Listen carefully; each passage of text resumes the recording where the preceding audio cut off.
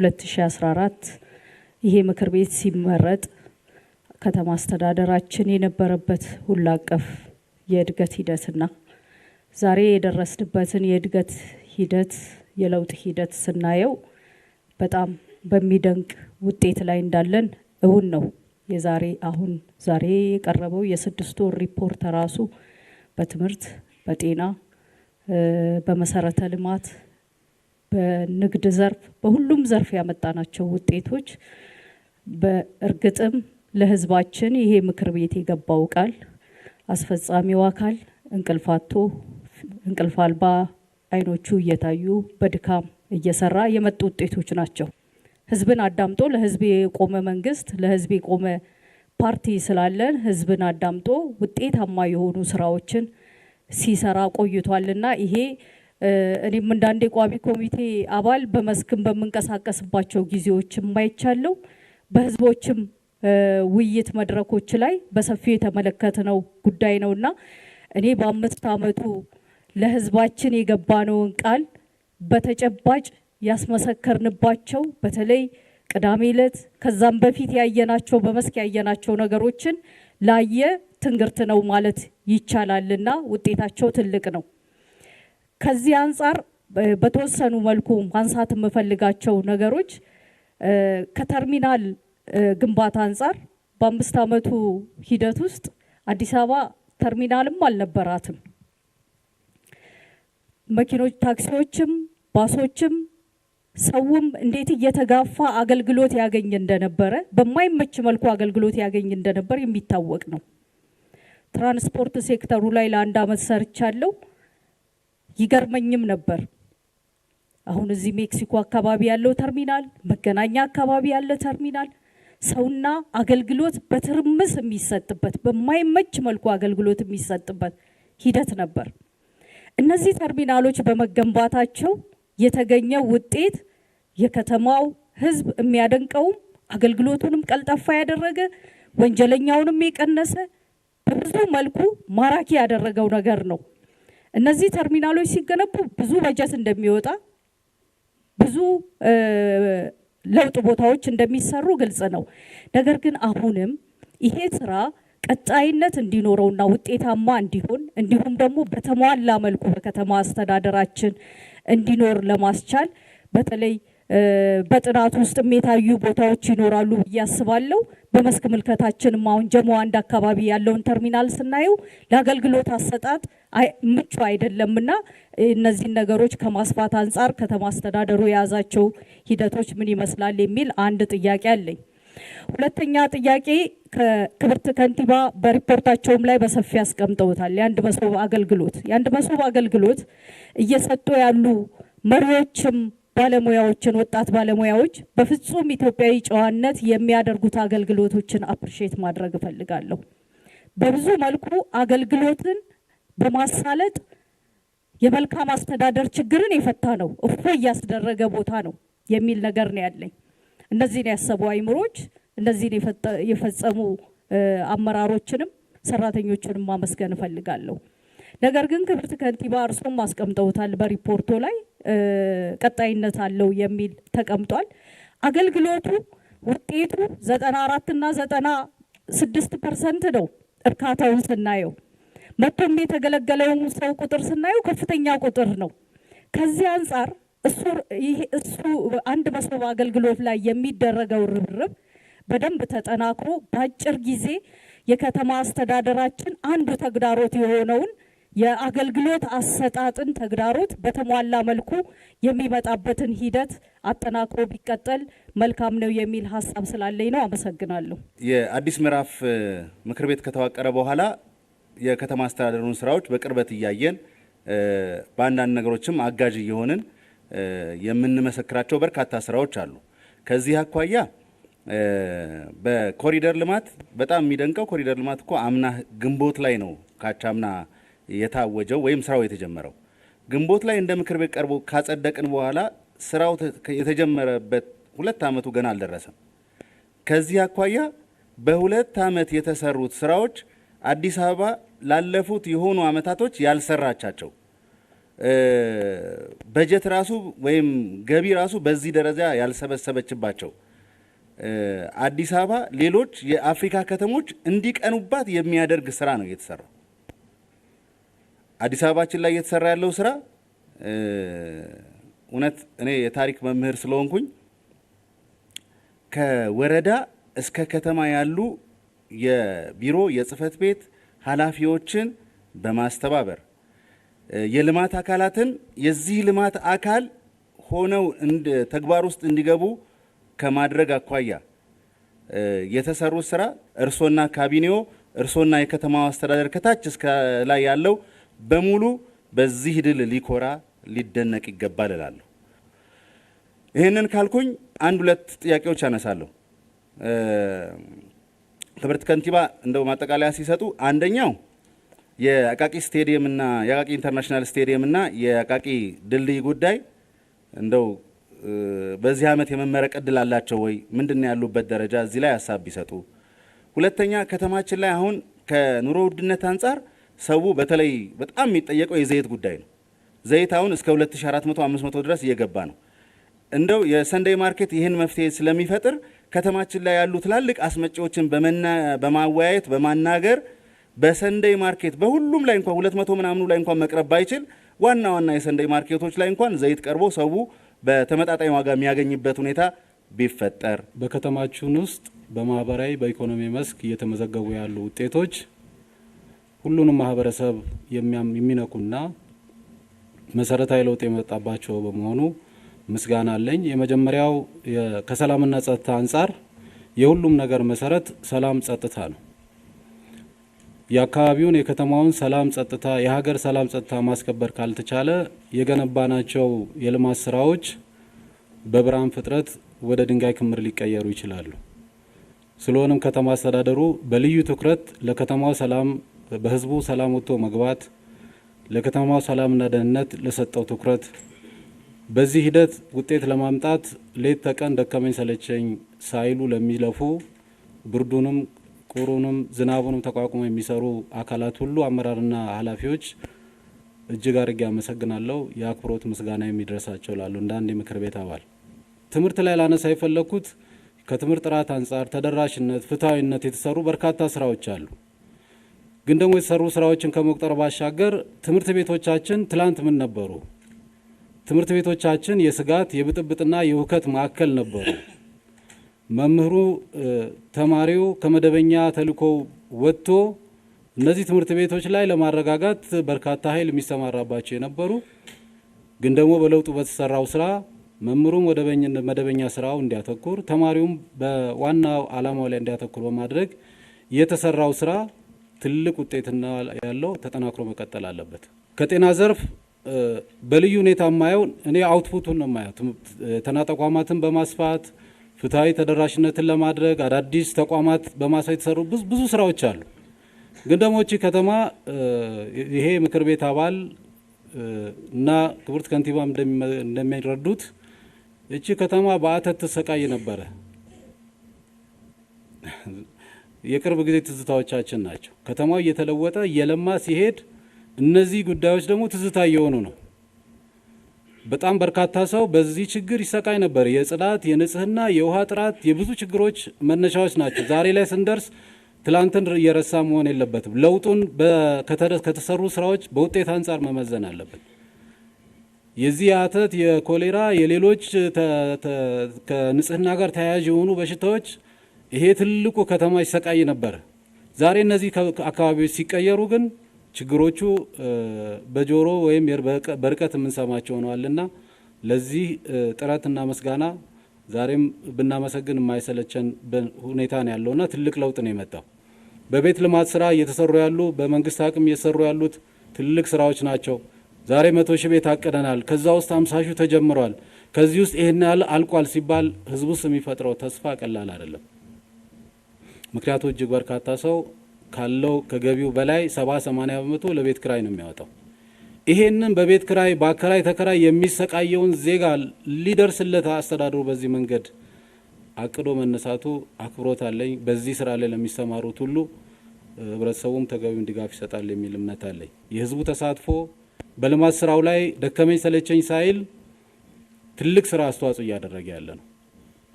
ልማቱ ያልመጣባቸው አካባቢዎች ኮሪደሩን ልማቱ ያልደረሰባቸው ሌላኛው የከተማ ገጽታዎች ውስጥ መቼ ነው የሚደርሰው የሚል ጥያቄ አለኝ። በእነዚህ ሁሉ ስራዎች ውስጥ ትልቁ ጥያቄ ይሄን ኢንቴግሬሽን እንዴት መፍጠር ተቻለ የሚል አለኝ። ለሰኑ ለምሳሌ በፊትም እኮ መንገድ ይሰራ ነበር። ጥሩ መንገድ ሲሰራ ቴሌና መብራት ኃላፊዎቹ ሆኑ ሰራተኞቹ ይሄን መንገድ መቼውን መጥቼ የምቆርጠው ብለው የሚያቅዱ ይመስለኝ ነበር። መቼ ነው ይሄንን እንደ ምራቁን የሚውጥ ይመስለኛል በየደረጃ ያለውና መንገዶች ተቆርጠው አንድም ነገር ሳይሉ ውሃ ለተሽከርካሪ ፍሰት ችግር የሚፈጥሩ የሚሆንበት ሂደት አለና ይሄ ሲምለስ ኢንቴግሬሽን ሲምለስ ፍሎ እንዲፈጠር የሊደርሺፕ ሮል ቀላል ስላልሆነ ከዚህ ምንድን ለይሰን ነው የምንወስደው ለነገ ስራ የሚል አለኝ። አገልግሎት አሰጣጥ የዛሬ 3 ዓመት ወደ ኋላ ተመለሰን ስናይ የህዝባችን ሮሮ የነበረው ህዝቡ አመራሩ ቁጭ ብሎ መልስ አይሰጠንም፣ አመራሩ ለምንድን ነው ቢሮ የማይቀመጡ ክብርት ከንቲባ ሁላ ሲሉ የነበሩት ዛሬ ህዝባችንም ያውቃል። ሮብ አርብ ሁሉም አገልግሎት ሰጪ ሁሉም መልስ ሰጪ አንድ ቦታ ቁጭ ብሎ ለህዝባችን የሚሰጠው መልስ ሲሆን ይሆናል ሳይሆን ደግሞ ይቀራል ብሎ የሚሰጠው ህዝባችን እርካታ አለው። እያመሰገነም ነው። እንደኛ ነን የማናመሰግነው እንጂ ህዝቡ በጣም እያመሰገነ ነው። አንድ ማዕከል አገልግሎት መሶብ የተፈጠረው ጥሩ ነገር አለ።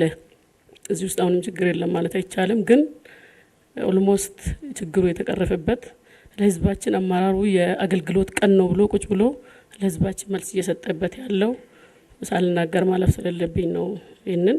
ሌላኛው በሴፍትኔት በአራቱ ክፍለ ከተማ ላይ የተሰራው ሴፍትኔት ሲባል እንግዲህ የሆነ እንደ ተረጂነት እንደምናምን ነበር የሚቆጠረው። ዛሬ ጂ+ ህንጻ እየተሰራ ለሴፍትኔት ተሰጥቶ ስራ እንዲያገኙ ቢቻል እኔ ሁሉም ክፍለ ከተማ ላይ ቢሆን ቢቻል እንደው ብዬ እንደ ለክብርት ከንቲባ ማቀርበው ሁሉም ክፍለ ከተማ ላይ ይሄ ነገር እንደው እናቶችን ችግርተኛን ሰው ተኩር የሚባለውን በተግባር የኖሬ ፓርቲ ነው። በተለይ ሴፍትኔቱ ቢስፋፋኔ ከምንም በላይ ደሃ ማህበረሰብ አንድ እንዳቦ ቁርስን ለመብላት ለጂዎቹ ቁርስ በልቶ ሚዛን የሚያስብ ሰው በዛ ልክ መሆኑ ቢቻልና ቢሆን እና የማያቆኔ በሚዲያም እየተደገፈ ቢሰራ የሚል ነው ያለኝ። እኔ መጨረሻ ላይ ለማለት የሚፈልገው ሚዲያ ላይ ነው የሚቀረም ብዬ ነው ማስበው። አሁንም ስቲል ነው በቲክቶክ በጭርንተን ሰው ረጅም የማንበብ ረጅም የማት ረጅም እንትን የለውምና እኔ አመራሩ በተለይ ብዙ አመራር ነው አዲስ አበባ ላይ ያለው ከወረዳ አንስቶ እስከ ከተማ ያለው አመራር ትልልቅ ፎሎወርስ ያላቸው አመራሮች አሉ። ግን ደግሞ በዛ ልክ እየተጠቀምንበት ነው ወይ እየሸጥን ነው ወይ ሰራነው ስራ በ6 ወሩ ለተገኘው ውጤት እንግዲህ የከተማ አስተዳደሩ በዚህ 6 ወር ከ95% በላይ አፈጻጸም በአማካይ ማለት ይሄ ቀላል ነገር አይደለም። ትልቅ ስራ ነው የተሰራው። በከፍተኛ አፈጻጸም የተገኘ ውጤት ነው። ይሄ ለዚህ ደግሞ ለተሰጠው አመራር ማመስገን ያስፈልጋል።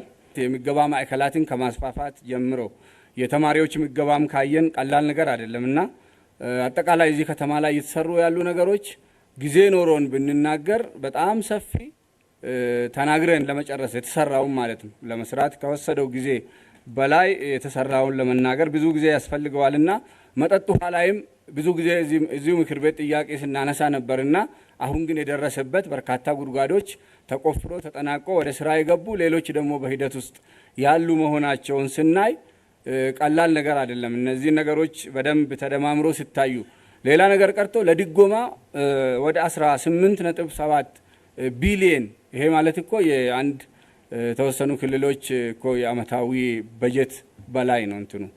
ይሄ ለሰው ተኮር ስራ ብቻ የተሰጠውን ትኩረት ቀላል ነገር አድርገን አናይም። ለዚህ ሁሉ ግን ለሰጡት አመራር ክብርት ካንትባና ካቢኔዎችን ሁሉንም አመራሮች በዚህ አጋጣሚ አመስግኜ አዲስ አበባ ፖሊስ ኮሚሽን እውነት ለመናገር ትክክለኛ ሪፎርም ተግብሮ የሚታይና የሚጨበጥ ውጤት አምጥቷል የሚል እምነት አለኝ። ያየነውና የተረዳነው ይሄ ነው። ጥያቄው ምንድነው? ሌሎች ፖሊስ ታች ያሉ የፖሊስ ኦፊሰሮች አካባቢ ላይ ህብረተሰቡ የሚያነሳቸው ቅሬታዎች አሉ። በተለይ ከስነ ምግባር አንጻር እንዴት ነው ክትትል የሚደረገው?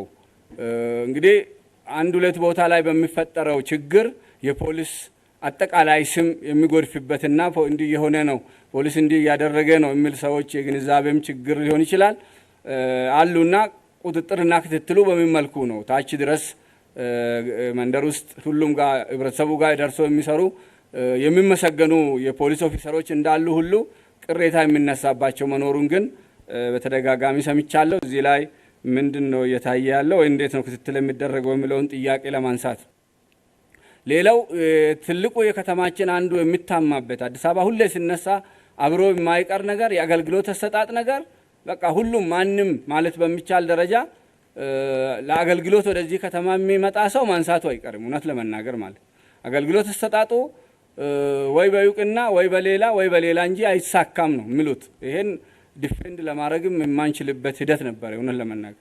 የአዲስ መሶብ ወይንም የአንድ ማዕከል አገልግሎቱን ግን ስንጎበኝ አሁን ያየነው ግን በጣም አስደናቂ ነው። ደላላ ጭምር መግባት የማይችልበት ከበር ጀምሮ ትክክለኛ ተገልጋይ ብቻ ገብቶ አገልግሎት ማግኘት የሚችልበት አንድ ቢሮ ውስጥ ቁጭ ብሎ ሁሉንም አገልግሎት ውስጥ የሚሰጡ ቢሮዎችን ደግሞ ማየት የሚቻልበት በጣም ተጠያቂነቱ ግልጽ እንትኑ በጣም የተለየ ነው። በጣም በርካታ ነገሮች አሉ። ያንን በአካል ሄዶ ሁሉም ሰው ካየ ብቻ ነው ሊገነዘብ የሚችለውና እኔ ምናልባት እዚህ ላይ ማንሳት የሚፈልገው አሁን ወደዛ ያልገቡ አገልግሎቱ ውስጥ ማዕከል ውስጥ ያልገቡ አገልግሎቶች ወደዛ ቶሎ ፈጥኖ ቢገቡ። ክብርት ከንቲባ እርሶም እንደሚያውቁት የተለያዩ ፍላጎቶች የተለያዩ ማንነቶች ባሉበት ህብረተሰብ ውስጥ ትልቁ ችግር ነፃ አካታች የሆነ ተቋም መገንባት ነው። ትልቅ ችግር ነው እሱ። በዚህ የሪፎርም አመታት ጊዜ ውስጥ ግን ብዙዎቻችን አትኩሮት ማንሰጠው እነዚህን አካታች የሆኑ በተቻለ መጠን ደግሞ ነፃ የሆኑ ከሁሉም ቢበልጥ ደግሞ ኤሌክትሮኒክ ገቨርናንስ የሚጠቀሙ ዲጂታል የምትሉት በርካታ ተቋማት ፈጥረናል። ትልቅ ሰክሰስ ነው ይሄ። በርካታ ተቋማት ፈጥረናል። እነዚህ ተቋማት አካታችና ነፃ ገለልተኛ ለአገልግሎቱ ብቁ መሆናቸው የሚያመለክቱት ነገሮች ደግሞ ተገማችነታቸው ነው። ፕሬዲክቲቢሊቲ የሚባል ነገር ምን ያህሉ ናቸው ተገማች? አንድ ምሳሌ መውሰድ እፈልጋለሁ። ብዙዎች አሉ። አንድ ሁለት ምሳሌዎች ልውሰድ። ለምሳሌ አሽተሽን ብንወስድ ዛሬ ህብረተሰብ ውስጥ ገብቼ መንጃ ፈቃዴን ለማደስ ሄጄ በ5 ደቂቃ ሰሩልኝ ብል የሚከራከረኝ ሰው የለም። አዎ ይሰራሉ ብሎ ነው የሚያምነው። ተቋሙ ተገማችነቱን አረጋግጧል። ብዙዎቹ እንደዚህ አረጋግጠዋል። የተወሰኑት በጣም ደርጅተዋል። በጣም ስራቸው በጣም በዲጂታል ተሻሽሏል። ግን ተገማችነታቸው ከራሳቸው የገጽታ ግንባታ ጉድለት የተነሳ በብዙ ምክንያት ሊሆን ይችላል አይታወቁም። አሁን ቅድም ለምሳሌ ስለ ፖሊስ የተነሳው አለ። በቀደም ለምሳሌ የፖሊስ ኮሚሽን ስንጎበኝ እኔ ራሴ ከ50 ዓመት በፊት አንደኛ ፖሊስ ጣቢያ፣ ሁለተኛ ፖሊስ ጣቢያ፣ ሶስተኛ ፖሊስ ጣቢያ እንደ ተማሪም ስታሰር የነበረኝ ጭንቅላቴ ውስጥ የነበረው አስተሳሰብ እዛ ሲሄድ ነው በቀደም ነው የጠፋው። እስከዛ ድረስ ቁጭ ብሎ ዲሊት ሳይደረግ ማለት ነው። እንዴት አድርጎ እንደተደራጀ ሲስተሙ እንዴት ዴቨሎፕ እንደሆነ ወንጀለኛ ብቻ ሳይሆን ወንጀል ራሱን የሚያሳድድ እስኪመስል ድረስ የተደራጀ አካል ነው ያየሁት። እጅግ በጣም ነው የተደሰትኩት። ግን አንድ ፖሊስ መንገድ ላይ በሚሰራው ስህተት ይሄ ሁሉ ሲስተም ፕሬዲክታቢሊቲው ገደል ገባ ማለት ነውና የገጽታ ግንባታ ያስፈልገዋል ማለት ነው። አሁን መሶብ ለምሳሌ ፕሬዲክታብል ሆኗል። መሶብ ሄጄ ስራዬን እንዲጨርሻለሁ ብዬ ብናገር ሰዎች ያምኑኛል። ይሄንን እምነት ነው፣ ትረስት ነው ትልቁ ፖለቲካል ካረንሲ እና እዛ ላይ መሰራት አለበት የሚል አስተሳሰብ አለኝ። በዚሁ ምክር ቤት ከዚህ በፊት አንድ ሀሳብ አንስቼ ነበረ። አዲስ አበባ ኢንቨስት የተደረገባትን ያህል ትርፍ እያመጣች አይደለም የሚል ወቀሳ የሚመስል ሀሳብ አንስቼ ነበርና ዛሬ አዲስ አበባ ለነዋሪዎቿ ምቹ ከመሆን በላይ ምናልባት ከዚህ በፊት የአዲስ አበባ ስም ሲወጣ ምናልባት የተፈጥሮ ጸጋዋ ታይቶ ሊሆን እንደሚችል ሁላችንም እንገምታለን። ሜዳዋ፣ ሸንተረሯ፣ አበቦቿ ታይቶ ወይም ደግሞ የመሪዎች አርቆ አስተዋይነት ምናልባት ይሄ ቦታ ላይ ጥሩ ከተማ ሊመሰረት ይችላል የሚል እይታ ኖሮ ሊሆን ይችላልና ከተማ ከተሰራ በኋላ ስም ይውጣላት ከተባለ ግን ዛሬ ለአዲስ አበባ በጣም ዲዘርቭ የሚያደርገው ምናልባትም ከሌሎች ከተሞችም በልዩ ሁኔታ ዲዘርቭ የሚያደርገው ስም ራሱ አዲስ አበባ ይሆናልና ኢንቨስት የተደረገባትን ብቻ ሳይሆን አዲስ አበባ ሪሊ በትክክል ሞዴል እየሆነች የነዋሪዎቿ ምቹ ከተማ እየሆነች ለከተሜነት ታሪኳ ደግሞ በደንብ በሚመጥን ቁመና እየሄደች የዲፕሎማቲክ ሀብነቷንም በሚመጥን መልኩ እየሄደች ያለች ውብ ከተማ ነችና ለዚህ ትልቅ ምስጋና ማቅረብ እፈልጋለሁኝ። ተያያዥ የሆነ አስተያየት ከዚሁ ጋር ምናልባት እንግዲህ ከተሜነት የየትኛውም ሀገር ከተሜነት ወይ ኢንዱስትሪዎችን ተከትሎ ይከትማል ወይ አገልግሎቶችን ተከትሎ ወይ ደግሞ እንደ አዲስ ዲዛይን ተደርገው የሚሰሩ ከተማዎችን ተከትሎ ነው ከተሜነት የሚመጣውና የኮሪደር ልማቱን ተከትሎ የወንዝ ዳር ልማትን ተከትለው በአዲስ አበባ ላይ እየመጣ ያለው ከተሜነት እጅግ በጣም የሚያስደንቅ የአዲስ አበባ ነዋሪ ምን ያህል እነዚህን አገልግሎቶች ሲፈልግ እንደኖረ ምን ያህል እነዚህን የከተሜነት መገለጫ የሆኑ የመዘመን መገለጫ የሆኑ መሰረተ ልማቶችን ሲናፍቅ እንደነበር በደንብ የሚያሳይ ወጣ ያሉ አንዳንድ ጉዳዮች ቢኖሩም ህግን አክብሮ አጠቃቀምን በትክክል አክብሮ ከመገልገልም አንጻር የአዲስ አበባ ነዋሪ ምን ያህል ከተሜነትን ዲዘርቭም እንደሚያደርግ እንደሚመጥንም ሲጠብቅ እንደኖረም በተግባር ያሳያልና ይሄንን ትልቅ እውቅና መስጠት ያስፈልጋል ብዬ አምናለሁኝ። ከዚህ ጋር ተያይዞ ክብርት ከንቲባ እንግዲህ ከተማን ብቻ እየገነባን ሳይሆን ከተሜነትንም እየገራን መሄድ ኃላፊነታችን ነውና የአዲስ አበባ ቀጣይ የከተሜነት ትሬንድ ከዚሁ ጋር ተያይዞ አብሮ ሊታሰብበት በደንብ ይገባል ብዬ አስባለሁኝ። እየገነባናቸው ያሉ የኮሪደር ልማት ስራዎች በሁሉም አቅጣጫ ላይ አንዳንዶቹ ምናልባት ከአገልግሎት ጋር በጣም የሚያያዙ ይሆናሉ። አንዳንድ አቅጣጫዎች ከምርት ጋር የሚያያዙ ሊሆኑ ይችላሉ። አንዳንድ አቅጣጫዎች ከመዝናኛ አካባቢ ጋር ሊገናኙ ይችላሉ ይሆናል።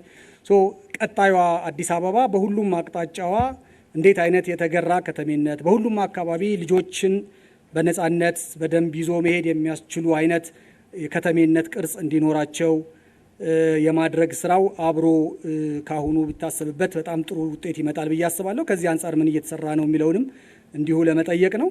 ሌላው ከዚሁ ጋር ተያይዞ እየተገነቡ ያሉ በጣም ሰፋፊ የፐብሊክ ስፔሶች አሉ፣ አንፊዎች አሉ።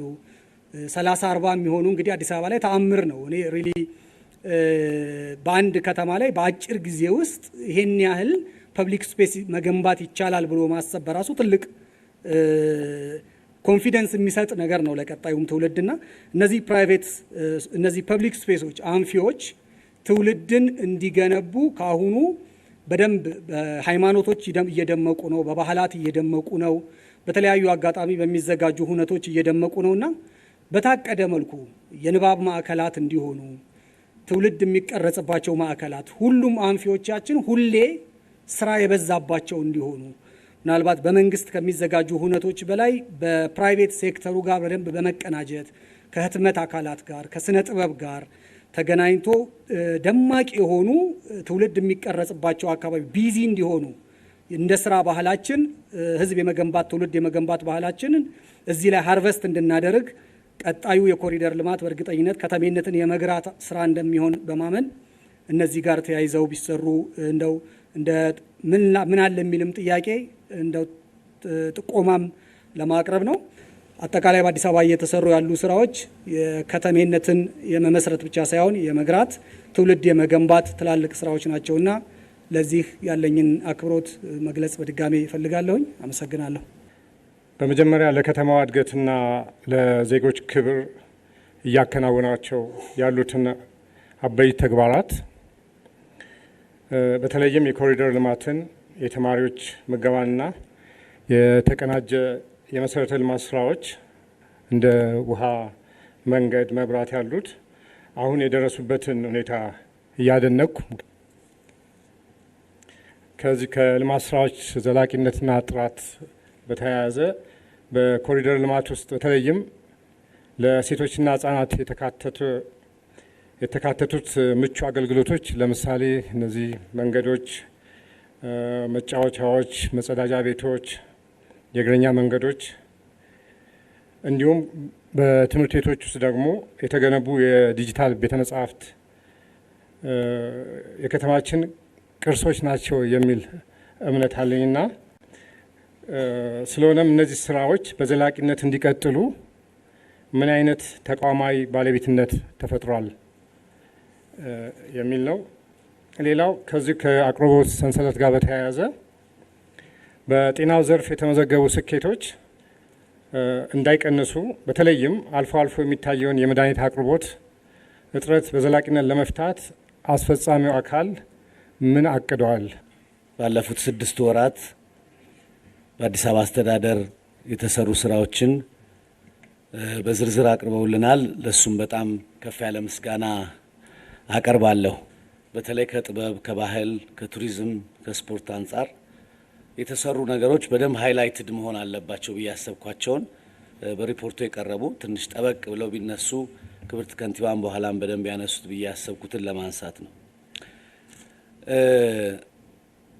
አንድ አባባል አለ፣ የቆየ አባባል፣ ጥበብ ታከብራለች እንጂ አትከበርም፣ ጥበብ ታደምቃለች እንጂ አትደምቅም፣ ጥበብ ታሳምራለች እንጂ አታምርም ይሉን ነበር አባቶቻችን። ምክንያቱም የሚሰሩበት ቦታ በጣም ደካማ ነው፣ የሚቀመጡበት ቦታ በጣም ደካማ ነው፣ የሚኖሩበትም ቦታ በጣም ደካማ ነው። ባለፉት 6 ወራት አዲስ አበባ አስተዳደር ብቸኛ አንድ ለእናቱ የነበረውን የህፃናትና ወጣቶች ቲያትር በቆርቆሮ ከተሰራበት ቦታ በጣም አሳዛኝ ከነበረበት ቦታ 12 ፎቅ ወዳለበት ቦታ ነው የገባው። እዛ ውስጥ በጣም ዘመናዊ ቲያትር ቤት፣ ሲኒማ ቤት፣ መለማመጃ ቦታዎች፣ ካፌዎች፣ ቢሮዎቹ ደግሞ የጥበብ ሰዎች የሚሰበሰቡበት፣ ወዲያው ደግሞ አዲስ ሲኒማ ኮምፕሌክስ ወደ 15 ፎቅ ያለው አንዳንድ ጊዜ የበፊት ከያንያን ተመልሰው ይመጡ ህልም የሚመስላቸው አይነት ሁለቱም ብትደምሩት 27 ፎቅ ማለት ነው ለጥበብ የተሰራ ከቤዝመንቱ፣ ከፓርኪንጉ፣ ከግቢው፣ ከመጫወቻው። ይሄ ፐብሊክ ስፔስ ይሄ ብቻ አይደለም። ከ50 በላይ አምፊ ቲያትሮች ተገንብተዋል። የጥበብ ሰዎችን የሚጠብቁ አእምሮ የሚታነጽባቸው፣ ህፃናት የሚታነጹባቸው፣ የሀገር ፍቅር የሚሰራበት፣ የወል ትርክት የሚሰራበት፣ አንዳችን እንድንወድ የሚሰራበት ቦታ ነው ከተማ አስተዳደሩ የሰራው። ከዚህ በላይ አሁንም አባቶች፣ ሲኒየሮች፣ ትልልቆች ከያንያን ተመልሰው መጥተው ቢያዩት ብዬ የምመኘው የጥበብ ሰዎችን ሐውልት የሰራችሁትን ነው። ክብርት ከንቲባ ጸጋዬ ገብረ መድኅን ኢትዮጵያን ከሰሩ ሰዎች መሃል አንዱ ነው ብለው አንስተውታል ክቡር ጠቅላይ ሚኒስትር ዶክተር አብይ። ይሄ ሰው ግን ማስታወሻ የተሰራለት በአዲስ አበባ ሐውልት የቆመለት በአዲስ አበባ ነው። በኮሪደር ዴቨሎፕመንት ውስጥ 70 ደረጃ አካባቢ ጋይ ጸጋዬን ሄዶ ማየት ይቻላል። ልጆችን ወስዶ ጥበብ ትልቅ ነው ብሎ መናገር ይቻላል። እኚህ ትልቅ ሰው አገር የሰሩ ሰው ናቸው ብሎ ማሳየት ይቻላል። ሁለተኛ ሐውልት ደግሞ ትናንትና በአጋጣሚ በደጃችቤ በአራዳ ፓርክ በኩል ሳልፍ ሰዎች ቆማየውና ስወርድ የጋሽ ስብሐት ገብረ እግዚአብሔር ሐውልት እንደዚሁ ደጃችቤ ላይ ተሰርቶ አየሁኝ።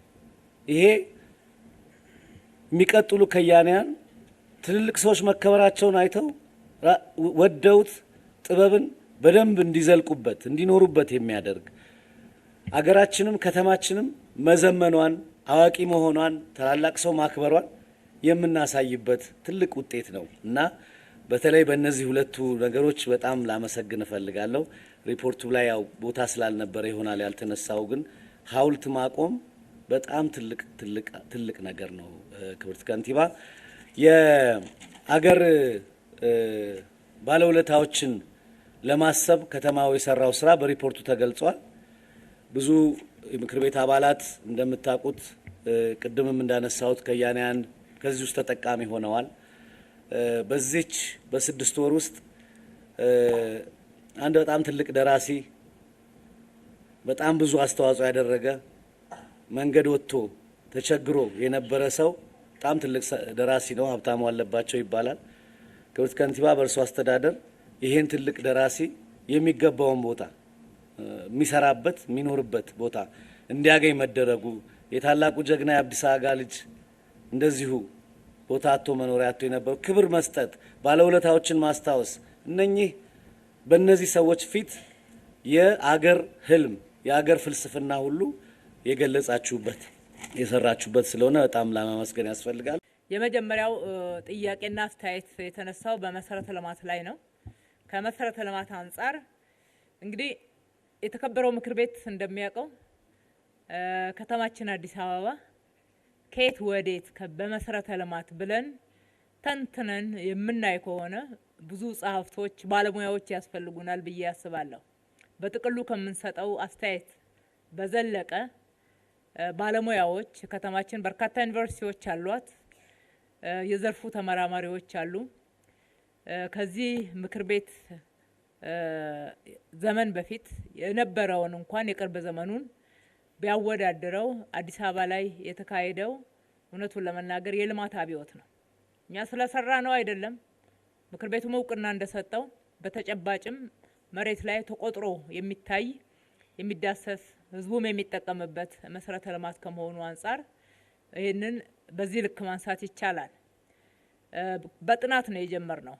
ምንድነው መሰረታዊ ከተማችን የሚጎላት መሰረተ ልማት ለየትኛው ነው ቅድሚያ መስጠት የምንችለው? ከከተማችን የበጀት አቅም አንጻር ከጊዜያችንም አንጻር ለየትኞቹ ቅድሚያ እንስጥ? የትኞቹን ብንመልስ የከተማችን የከተሜነት መስፈርት ከማሟላት አንጻር የጎደሏትን ከማሟላት ያጣችውን እንዲኖራት ከማድረግ አንጻር ለየትኞቹ ቅድሚያ እንስጥ የሚለው መሰረታዊ ጥናቶችን አድርገናል።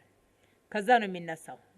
ከዛ ላይ ተነስተን ቅደም ተከተል አስይዘን እንደየበጀት አመቱ የካፒታል አቅምና እኛም የመስራት መድረስ የመቻል አቅማችንን ጊዜያችንን አጠቃላይ ሰራተኞቻችንን አመራሮቻችንን በዚህ ውስጥ ስምሪት ሰጥተን ስንሰራው የቆየን ነው።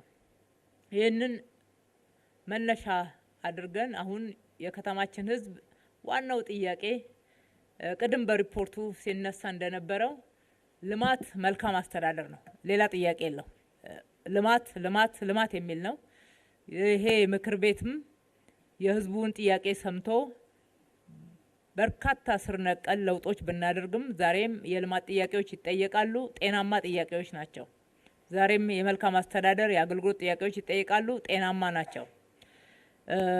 በአንድ ጊዜ ሰርተንም የምንጨርሰው ጉዳይ ስላልሆነ እድገት ቀጣይ ነው። እኛ ደግሞ ግባችን ብልጽግና ነው። ሀገራችንን ማበልጸግ ነው። በሀገራችን የብልጽግና ራዕይ ውስጥ አዲስ አበባ የብልጽግና ማሳያ እንድትሆን የብልጽግና ማዕከል እንድትሆን ደግሞ የብልጽግና ቤንችማርኪንግ ማያ እንድትሆን ደግሞ ትልቅ ኃላፊነት ተሰጥቶናል። ከዚህ አንጻር ነው ስራዎቻችንን የምንመዝነውና ከዛ አንጻር ስናይ አሁንም ገና ነው። ከፍተኛ የማደግ ፍላጎት አለ። አሁንም ልማት ያልደረሰባቸው አካባቢዎች፣ መንደሮች፣ ወረዳዎች በአንጻራዊነት ተቀራርበዋል፣ እኩል ሆነዋል ማለት ስለማይቻል ጥያቄው በዚህ አይን እየታየ የሚመለስ ነው የሚሆነው። ስለዚህ ለግንዛቤ እንዲሆን ለዘመናት ሳይመለሱ የተወዘፉ ጥያቄዎችን ሁሉ መልሰናል ማለት አይቻልም። እንደዛም በአንድ ጊዜ አይቻልም። በካፒታልም በጊዜም እንወሰናለን። ሁለተኛ በጣም የመልማት የመበልጸግ ፍላጎትና ህዝቡን ከልማት ተጠቃሚ ስለሆነ በየራሱ ሰፈር ጭምር የሚያየው ስታንዳርዱን የጠበቀ መሰረተ ልማት እንዲሰራለት ስለሚፈልግ መፈለጉም ትክክል ስለሆነ ከዛ አንጻር ስናይ አሁንም ቀጣይ እቅዶቻችንን ለጥጠን በከፍተኛ ርብርብ መስራት የሚገባን መሆኑን እናያለን። ይሄ ጥቅል ሁኔታ እንዳለ ሆኖ በብዛት የሚጠየቀው እንግዲህ የመንገድ መሰረተ ልማት ነው። ይህም በጣም ትክክል ነው። ከግንዛቤ ነው የሚነሳው ብዬ አምናለሁ። ምክንያቱም የአዲስ አበባ የመንገድ ሽፋን ከተማዋን አይመጥንም። በስፋት መስራታችንን ልንናገር የምንችለው የተነሳንበትን ቦታ ስናወዳድር ብቻ ነው። ከዛ ውጪ ከተማዋ ሊኖራት የሚገባውን የመንገድ ሽፋን ስንመለከት ግን ከዚህ በላይ በርካታ ስራዎች እንዳሉን አይተን አውቀን በዛ ልክ አቅደን እየሰራን ነው። ለማሳያ ያክል በዚህ በጀት ዓመት 140 ሎቶች ላይ 140 መንገዶች ማለት ነው ከውስጥ ለውስጥ እስከ ዋና መንገዶች ድረስ በቁጥር 140 ሎቶች ላይ እየሰራን ነው። ከዚህ ውስጥ 105ቱን በራስ አቅም ነው የምንሰራው። የአዲስ አበባ መንገዶች ባለስልጣን በከፍተኛ ሁኔታ አቅሙ አድጓል። ከየትኛውም ከተማችን ላይ እስከዛሬ የውጭ ኮንትራክተሮች ጭምር ከሚሰሩት ስራ በጥራትም በፍጥነትም ከመስራት አንጻር ከወጪ ቆጣቢነትም አንጻር ውጤታማ እየሆነ የወጣ ተቋም ነው። በዚህ ደረጃ እየተሰራ ነው። አሁንም መንገድ ያልተዳረሰባቸው አካባቢዎች አሉ፣ ግን እነኚህ የጀመርናቸውን ነው የምንጨርሰው። እነኚህ የጀመርናቸውን ጥንቅቅ አድርገን ለህዝባችን አስረክበን ቀጥሎ ደግሞ በተመሳሳይ ያልተደረሰባቸው የመንገድ ኔትወርኩ በደንብ ያልተያያዘበት አካባቢ ደረጃቸው ዝቅ ያሉ መንገዶችን ከፍ የማድረግ የድሬኔጅ የስዌሬጅ መስመር በትክክል የሌላቸው ሌሎች ከተማችን ላይ የተዘረጉ ያሉ የስማርት ሲቲ መለኪያን መስፈርት አድርገን በዛ መስፈርት መሰረት ያልተሰሩ የመንገድ የመብራት እንዲሁም ደግሞ ተያያዥ የቴክኖሎጂ መሰረተ ልማት ዝርጋታዎችን በእቅድ ነው የምንመራውና ለዘንድሮ ያቀርናቸው በዚህ ልክ ነው። የአቃቂ ቃሊቲ ድልድይም በዚህ ውስጥ ነው የሚታየው። እንግዲህ በመንገድ ማመስገን ካለበት እንደ አቃቂ ቃሊቲ ማመስገን ያለበት ክፍለ ከተማ አለ ብዬ አላምንም። በሀገራችን በውጪ ኮንትራክተሮች በውጪ ብድር ከተሰራው የቀለበት መንገድ ያላልነሰ አቃቂ ክፍለ ከተማን በአራት አቅጣጫ ተጠቃሚ ያደረገ መንገድ በከተማው በጀት ተሰርቷል። ከለውጡ በፊት የነበረው መንግስት ያቀደው ነበረ በእርግጥ ነገር ግን በብድር ነበር። በኢትዮጵያ አቅም አይቻልም ተብሎ በከተማው አቅም ሳይሆን በኢትዮጵያ አቅም ጭምር አይቻልም ተብሎ የታቀደ መንገድ ነበር። በለውጡ ወቅት እንደምታውቁት ኢትዮጵያ ብድር መክፈል ከማይችሉ ሀገራት አንዷ ሆናለች በሚል ያ ብድር ተከለከለ፣ አልተገኘም። ህዝቡ ደግሞ መንገድ እንደሚሰራ ቃል ተገብቶለት የተጀመረ መሰረተ ድንጋይን በማስቀመጥ የተቆፋፈረም የተጀማመረ ነገር ስለነበረ በከፍተኛ ሁኔታ የመልካም አስተዳደር ጥያቄ ሆኖ ይሄ ምክር ቤት ጭምር ሲጠይቀው የነበረ ነው። ይሄ ምክር ቤት ደርሶበታል። ከ2014 በኋላ ነው ለምንም በበጀታችን አንሰራም ብለን ወስነን ምክር ቤቱን አጸድቀን በከተማው በጀት ከ23 ኪሎ ሜትር በላይ አቃቂ ቱሉ ዲምቱ አቃቂ ቃሊቲ በቦሌ ቡልቡላ በኩል ወደ ካርጎ የሚገጥመው መንገድ በተመሳሳይ በአራቱም እና እነኚህ በከተማችን ላይ ለመጀመሪያ ጊዜ ትላልቅ የሚባሉ ድልድዮች የተሰሩት በዚህ ፕሮጀክት ነው። ረጃጅም የሚባሉ እና ሰፋፊ የሚባሉ የመጀመሪያዎቹ ትላልቅ ድልድዮች ከተማችን ላይ የተሰሩት በዚሁ ፕሮጀክት ነው። እንደዛም ሆኖ አሁን የተጠየቀውም ድልድይ በጣም አስፈላጊ ነው እየተሰራ ነው ያለው። የተከበሩ አቶ ሳምሶንም እንደሚያውቁት እየተሰራ ነው። እንደው ዘንድሮ ያልቃል ይመስለኛል። ዋናው ጥያቄውና ስጋቱ ያልቃል። አዲስ አበባ ጀምራ ማስጨርሳቸው ፕሮጀክቶች የሉም። በፕሮጀክቱም የተያዘው ለዚሁ አመት ነውና ይጠናቀቃል። ከዛ ውጪ አቃቂ በደንብ የልማት ተጠቃሚ የልማት ትልቅ እንቅስቃሴ የተደረገበትን አመታት በዚህ 6 ወርም አሳልፈናል። የአቃቂ ኢንተርናሽናል ስታዲየምም በተመሳሳይ የተያዘ ፕሮጀክት ነው። በዚህ አመት ለመጨረስ ፕሮጀክቱን መጀመሪያ በዞናል ስታዲየም ደረጃ ነው የያዝነው። የበለጠ እያጠናን ስንሄድ ትልቅ ፖቴንሻል ያለው አካባቢ ነው።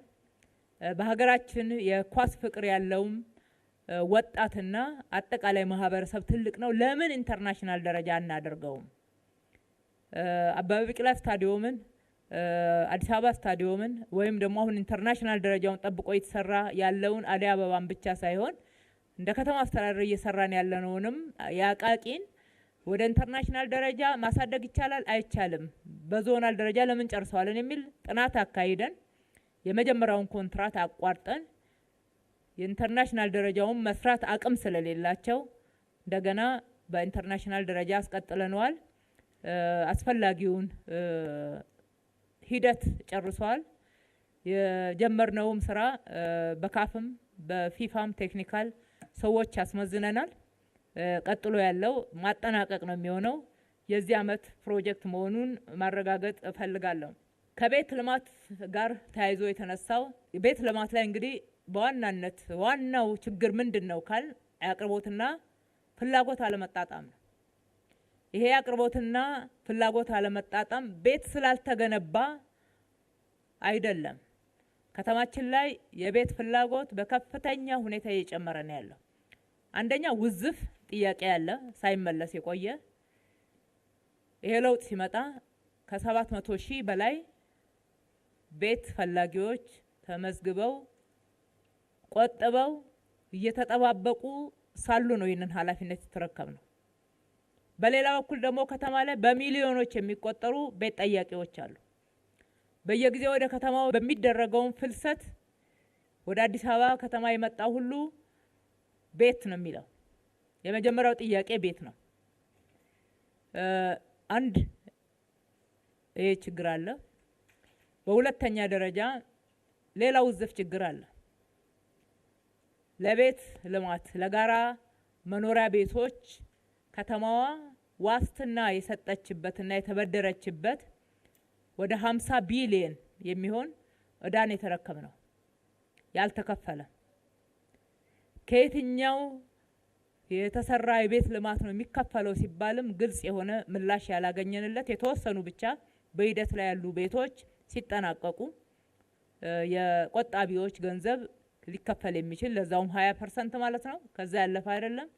ከዛ ውጪ ግን በተለያየ መንገድ ከመልካም አስተዳደር ጋራ ከቤት ማስተላለፍ ችግሮች ጋራ ተያይዘው በነበሩ ምክንያት የተወዘፈ እዳ ሆኖ ነው ያገኘነው። እሱ ላይ ወለድ ሲጨመር ከዛ በላይ ነው የሆነው። በዚህ 5 አመታት ወደ 61 ቢሊዮን ከፍለናል። በዚህ ሩብ አመት ብቻ ከ1.1 ቢሊዮን ብር በላይ ነው የከፈልነው። እንደገና ደግሞ እየወለደ ነው የሚሄደው ቀሪው። አሁንም ወደ 32 ቢሊዮን እዳ አለብን። ይሄንን ወደ ቤት ልማት ብንቀይረው ኖሮ የት ልንደርስ እንደምንችል ማየት ይቻላል። እንደዛም ሆኖ ወደ 380 ሺህ ቤቶችን አጠናቀናል በእነኚህ ለውጥ አመታት። ግማሾቹ ተጀምረው የነበሩ ያልተጠናቀቁ የጋራ መኖሪያ ቤቶች ናቸው። በርካታ ጉለት የነበረባቸው መሰረተ ልማት የመንገድ፣ የውሃ፣ የመብራት፣ የፍሳሽ ስርዓት ያልተሰራላቸው ቤቶቹም ጭምር አንዳንዶቹ እንደገና ለመገንባት ግድ ያለን ችግሮች አጋጥመውናል ማለት ነው። በአዲስ መንገድ ነው ኮንትራትም የተሰጠው እንደምታውቁት። እነኚህ ችግሮች ተደማምረው የቤት ልማት ስራችን በከፍተኛ ሁኔታ ትኩረት የተሰጠው ቢሆንም ከፍላጎት ጋር የተጣጣመ አይደለም።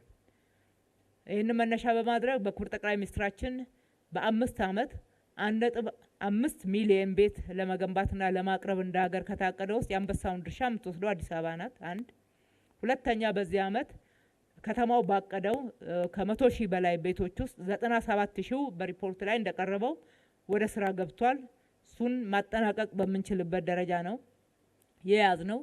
ከተማችን ለመጀመሪያ ጊዜ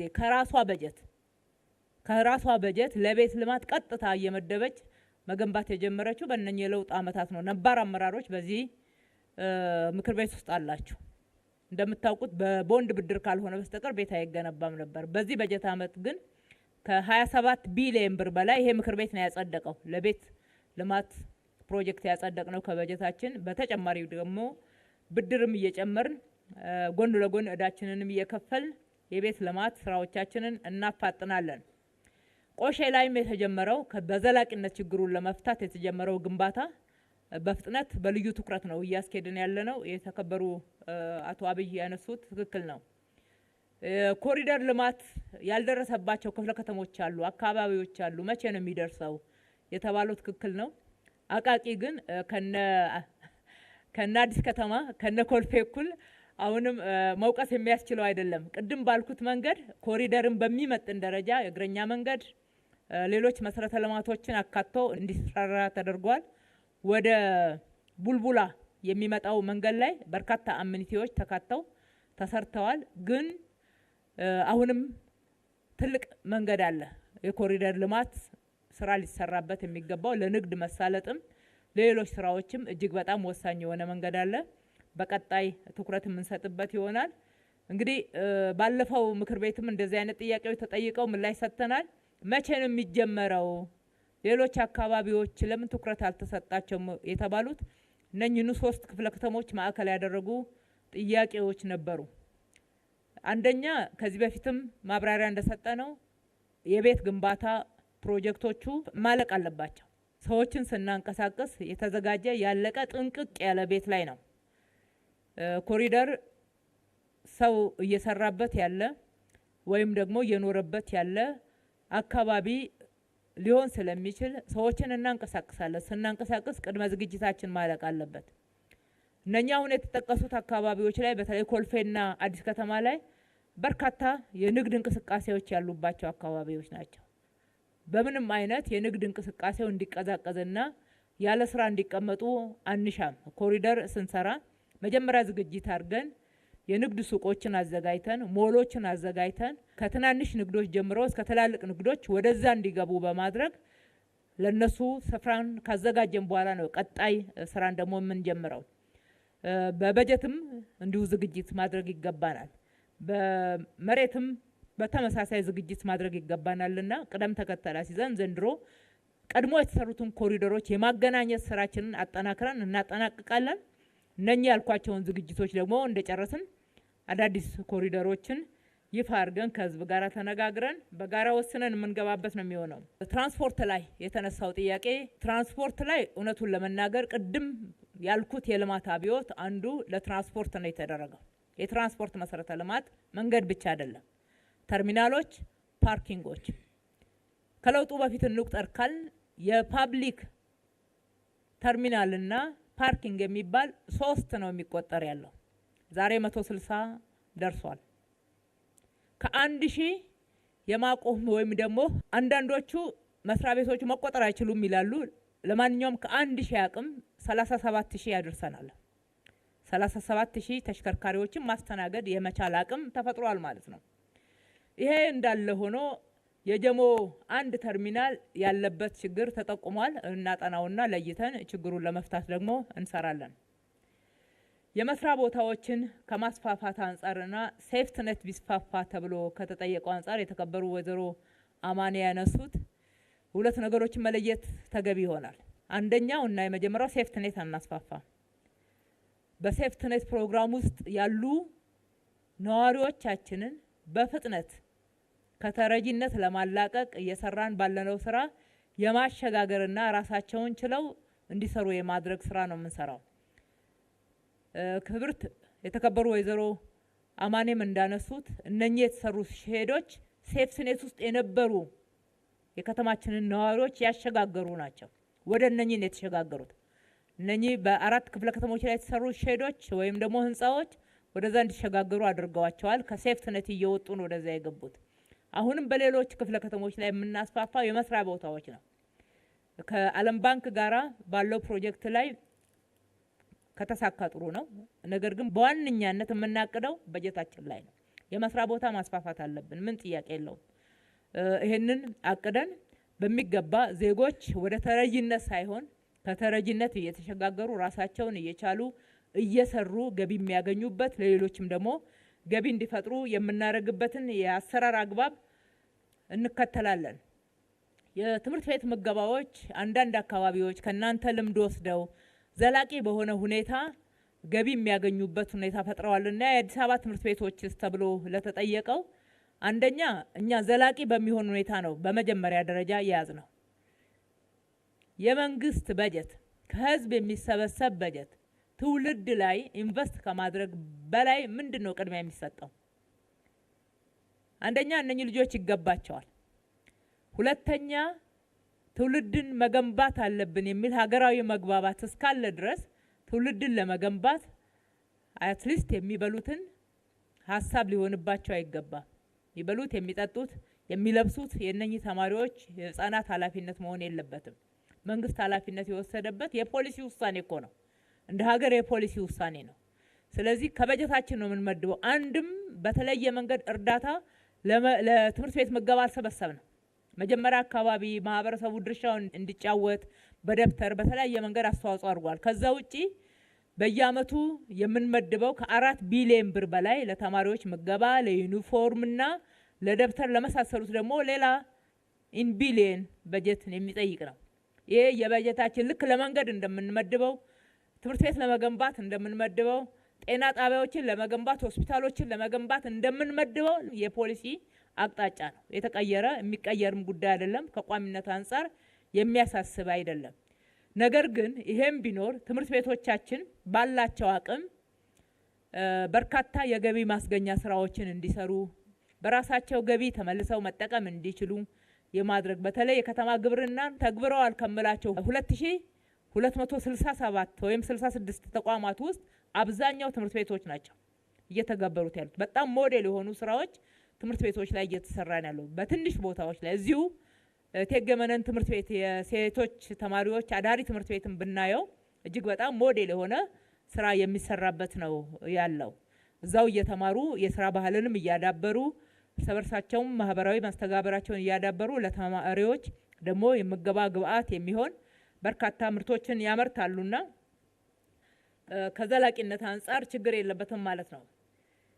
የመሰረተ ልማት ቅንጅት ከዚህ በፊት ከተለመደው በተለየ ሁኔታ ተግብራችኋልና ምንድነው ይሄንን ለውጥ እንድታመጡ ያስቻላችሁ? እንዴት ሊመጣ ቻለ? አንዱ ሲገነባ ሌላው ይቆፈራል፣ አንዱ ሲገነባ ሌላው ያፈርስ የነበረው አሁን አይታይምና ይሄ ለውጥ እንዴት መጣ የሚል ጥያቄ ተነስቷል። የመጀመሪያው መሪ ነው ወሳኝ የመራንበት መንገድ ነው።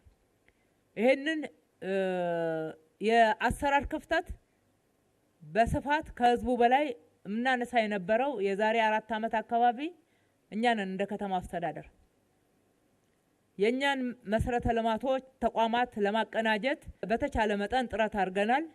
አመርቂ የሆነ ውጤት ባይገኝበትም በርካታ የፌደራል መስሪያ ቤቶችም ደግሞ በተለይ መሰረተ ልማት፣ ቴሌኮም፣ የመብራት የመሳሰሉት አገልግሎቶች በዚህ ከተማ ላይ በሌሎችም የሀገራችን ክፍሎች ላይ የሚዘረጉት የፌደራል ተቋማት ናቸውና እንዴት አድርገን ነው ማቀናጀት የምንችለው የሚለው ዛሬ የተነሳውን አይነት ጥያቄ እናነሳ ነበርኛ። አንድ ወቅት ላይ ክቡር ጠቅላይ ሚኒስትራችን ሰብስበውን የከተማችንን መሰረተ ልማት ተቋማትም የፌደራል ተቋማትንም መቀናጀት ግዴታ እንደሆነ የአማራጭ ጉዳይ እንደሆነ አብሮ አቅዶ መስራት የተሰጠው አቅጣጫ ከዛን ቀን ጀምሮ ወደ ኋላ አልተመለሰም።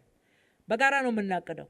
ሳይት ላይ ስንሰራ ብታውን የአንድ ተቋም ሰራተኞች እንጂ የፌደራል ተቋምና የከተማ አስተዳደሩ ተቋም በጋራ ሆኖ እየሰራ አይመስልም። መንገድ ሲሰራ ዋንኛውን ኃላፊነት የአዲስ አበባ መንገዶች ባለስልጣን ኃላፊነቱን ይወስድና ለየትኛው መሰረተ ልማት የሚሆነውን ቁፋሮ ያከናውናል። የተሻለ አቅም አለው፣ ቁፋሮ ያከናውናል። ሁሉም የየራሳቸው መሰረተ ልማት ይዘው ይቀርባሉ። በባህሪያቸው አንድ ላይ መሆን የሚችሉትን ደክት እንኳን ሳናላይ በአንድ ደክት እንዲቀብሩ ነው የሚደረገው። በባህሪያቸው አንድ ላይ መሆን የማይገባቸው ደግሞ በተዘጋጀላቸው ጊዜ መሰረት በዛ መርሃ ግብር ውስጥ እቃቸውን አቅርበው ይቀብራሉ። ከዛ በጋራ ይሰራል ማለት ነው። መሰረተ ልማት ዝርጋታው መንገድ ላይ ከተማ አስተዳደሩን የመንገድ መብራትን ራሱን ችሏል። ለማህበረሰቡ የሚሰጠውን መብራት ግን እስካሁንም የፌደራል መብራት አገልግሎት ነው የሚያቀርበው ማለት ነው። ግን አንድ ላይ ነው የሚሰራው፣ በቅንጅት ነው የሚሰራው ከኢትዮ ቴሌኮም ጋራ ከመብራት ኃይልም ከመብራት አገልግሎት ጋራም በዛ ደረጃ ነው። ስለዚህ እንደዛ እንዲሆን የተሰጠው አመራር ውጤት አምጥቷል። አሁን ደግሞ ወደ ባህልነት ተቀይሯል። ወደ ባህልነት ተቀይሮ ሰራተኞቻችን ቀጥለው ያሉት መሪዎቹ ነው የሚመለከቱት። እኛ የምንናገረውን ተግብረን ስንገኝ ሰራተኞቻችን በሚገባ ይተገብሩታል። የሥራ መመሪያም አድርገው ይወስዱታል፣ እንዳሰራርም ይተገብሩታል። መሰረተ ልማት መገንባት አንጻር ብዙ ርቀት ሄዳችኋል። በዛ ልክ መሰረተ ልማቱን ለማስተዳደር መሰረተ ልማቱን ለመጠቀም የሚያስችል ባህል ተገንብቷል ወይ? ከተማ መገንባት ብቻ ሳይሆን ከተሜነት መገንባትስ ላይ የተሰራ ያለው ስራ ምን ያህል ውጤታማ ነው የተባለው የተከበሩ ዶክተር መሐመድ እድሪስ ያነሱት በጣም ተገቢ የሆነ ጥያቄ ነው። አዎ የሚቀረን እሱ ነው። በርካታ የከተማን መስፈርት ለማሟላት የሚያስችል መሰረተ ልማቶች ለከተማችን ተገንብቷል። እኛ ብቻ አልገነባነውም። የግል ባለሀብቱ የከተማችን ነዋሪዎች በብዙ ርብርብ አብረውን ሰርተዋል፣ ተገንብቷል፣ ተሰርቷል፣ ይቀጥላል። የሚቀሩ አካባቢዎችን ለማዳረስም ጥረት ይደረጋል። በዛው ልክ ደግሞ ከተሜነት መገንባት አለበት። መሰረተ ልማቱን እንዴት እንጠቀምበት? በተለይ በጋራ የምንጠቀማቸው መሰረተ ልማቶች በርካቶች ናቸው፣ በጣም በርካቶች ናቸው። በጋራ የመጠቀም ባህል መዳበር አለበት። የኔ ብሎ የመጠንቀቅ ባህል ከዚህ በላይ መዳበር አለበት። በንጽህና የመጠበቅ በተቀመጡ የቆሻሻ መጣያዎች ብቻ ቆሻሻን መጣል፣ አለማቆሸሽ፣ አለማበላሸት፣ ለአገልግሎት በተዘጋጁት አላማ ብቻ ለዛ አገልግሎት ብቻ የመጠቀም፣ መንገድ ዳር አለመጸዳዳት፣ እንደዚህ የመሳሰሉት ጥሩ የሆኑ ለውጦች አሉ። ገና ባህል ግን አልተደረጉ። እሱን ባህል ማድረግ ላይ የጋራ ርብርብ ይጠይቃል። ማህበረሰባችንም በዛው ልክ ለማስፈጸምም ለመፈጸምም ተነሳሽነት ያለው ስለሆነ በፍጥነት ወደዛ ባህል መገንባት እና ማንም ተቆጣጣሪ ሳይኖር እያንዳንዱ ህዝብ በራሱ የሚፈጽመው ተፈጽሞ ሲገኝ ደግሞ በራሱ የሚቆጣጠረው የሚሆን ደረጃ ላይ ማድረስን ይጠይቃል። ከመጠበቅና ከማስተዳደር አንጻር በአሰራርም በተቋምም በርካታ ስራዎች ተሰርተዋል። ተቋማት ተቋቁመዋል። ነባር ተቋሞቻችንም አቅማቸው እንዲገነባና ኃላፊነታቸውን በትክክል መወጣት እንዲችሉ የማድረግ ስራ ተሰርተዋል። ለምሳሌ ፓርኮች ኮርፖሬሽን፣ የአካባቢ ጥበቃ፣ አረንጓዴና ውበት በየኃላፊነታቸው በሚገባ እንዲሰሩ የማድረግ ስራ አሰራር ተዘርግቶላቸዋል። በተጨማሪ የወንዝ ልማትና የኮሪደር ልማት አስተዳደርና ጥበቃ ባለስልጣን ተቋቁሟል። እነኚህ ተቋማት የሚቀናጁበት አግባብ ደግሞ አሰራር ተዘርግቷል። በጋራ የሚሰሩበት ሁሉም የየራሱን ኃላፊነት ይወጣል። ደንብ ማስከበርን ጨምሮ በማስጠበቅና በትክክል ጥቅም ላይ እንዲውል በማስገንዘብም ጥፋት ተፈጽሞ ሲገኝም እየቀጣን በማስተካከልም በኩል የተጀመሩ ስራዎች ይቀጥላሉ ማለት ነው። የገቢ አቅምን ከማሳደግ አንጻርና በጀቱን በውጤታማነት ከመጠቀም አንጻር አሁን የተጀመረው በዘላቂነት ማስቀጠል ላይ ምን ተጨማሪ ስራዎች እየተሰሩ ነው ለሚለው በእርግጥ ማብራሪያዎች ተሰጥተዋል። አንደኛ ተቋም ነው እየገነባን ያለን። ዋናው ተቋም ነው፣ ሲስተም መገንባት ነው። ጠንካራ ሰዎች ላይ የተንጠለጠለ ጥንካሬ እንዳይሆን ማድረግ ነው። ሲስተም መገንባት፣ ጠንካራ ተቋም ህዝብን ማገልገል የሚችል በብቃት ችግሮችን መፍታት የሚችል ጠንካራ አፈጻጸምን ውጤታማ አድርጎ ማውጣት የሚችል ተቋምን መገንባት፣ በሰው ኃይል፣ በቴክኖሎጂ፣ በአሰራር ተቋም መገንባትን የመጀመሪያው ዋና ትኩረት ሰጥተነዋል። ብዙ ተገልጋዮች ያለው መስሪያ ቤት ከመሆንም አንጻር በሎጂስቲክም ጭምር እንዲጠናከር የማድረግ ስራ ተሰርቷል። ውጤቱም እየተገኘ ነው። እውነቱን ለመናገር ብዙ ጊዜ በብዙ ውጤት ውስጥ ትንሽ ጥፋት ጎልታ ስለምትነገር ካልሆነ በስተቀር ከነበርንበት አንጻር እየመጣ ያለው ለውጥ ሰፊ ነው። የተሟላ አይደለም፣ ግን ደግሞ ሰፊ ለውጥ እየመጣ ነው። ፈጣንም ለውጥ እየተገኘ ነው ያለው። ይሄ በገበያችንም ላይ ውጤት አምጥቷል። ሁለተኛ በበጀት አጠቃቀም ላይ በጀት አጠቃቀም በሙሉ ልብና አፍም ሞልቼ መናገር በሚቻልበት ደረጃ አዲስ አበባ ላይ እጅግ ውጤታማ በሆነ መንገድ ነው እየተመራ ያለው። ለዚህ ነው ከ7 እጅ በላይ ለልማት ለዘላቂ ልማት ለካፒታል በጀት ማዋል የቻልነው። የሁሉን መሰረተ ልማት ሰርተናል ብለን መናገርም የቻልነውና ውጤታማ መሆን የቻለውም ለዛ ነው። እንደዛም ሆኖ ትናንሽ ብክነቶች ሲኖርም ዋና ኦዲተር በሙሉ ስልጣኑ እንዲሰራ የተደረገ ነው። ማንም ጣልቃ አይገባበትም። ቢሳሳትም ትክክል ቢሰራም ዋና ኦዲተር ሙሉ ስልጣን በህግ የተሰጠውን ስልጣን እያንዳንዱ ተቋም ላይ መፈጸም እንዲችል ኦዲት ማድረግ እንዲችል ኢምፓወርድ የተደረገ ተቋም ነው። ተጠሪነቱም ለምክር ቤት ነው። በተገኘውም ውጤት በግልጽ ለዚህ ምክር ቤት በቀጥታ ስርጭት እስከሚቀርብ ድረስ ቁርጠኝነት እንዳለን አይታችኋል። እሱ መነሻ በማድረግ በክብርት አፈ ጉባኤ የኦዲት ፎረም የምክር ቤቱ አስተባባሪ ኮሚቴ በተሳተፉበት እየተገመገመ እያንዳንዱ ተቋም የተገኘውን ኦዲት ግኝት እንዴት አሻሻለው ለምን አላሻሻለውም ተብሎ የሚጠየቅበትና እንዲያሻሽል የተደረገበት አሰራር ስርዓት ውጤታማ እንዲሆን አድርጎታል። ወደፊትም ምንም ክፍተት አይገኝም አይደለም። ተገኝቶ ክፍተት ሲገኝ እንዴት ነው የሚታረመው? እንዴት ነው የሚሻሻለው? እንዴት ነው የተሻሻለስ በዘላቂነት አሰራር ሆኖ የሚቀጥለው የሚለውን ነው የምንመዝነው። ይሄ እንደተጠበቀ ሆኖ ግብር ከፋዩ ላይ ግብር የመጨመር ሀሳብ የለንም። እንደዛ አይነት ሀሳብ የለንም። ግብር መሰረቱ መስፋት አለበት። አሁንም ከተማችን ለሀገራችን ጂዲፒ ከምታደርገው አስተዋጽኦ አንፃር 30 አይደለም 35% አይደለም እንደተነሳው ከዛ በላይ ነው አስተዋጽኦ እያደረገች ያለችው። ከዛ ገቢ የማመንጨት አቅሟ አንፃር ገቢያችን ሲወዳደር አሁንም ሰፋ ያለ የገቢ የመሰብሰብ አቅም እንዳለን ያሳያል።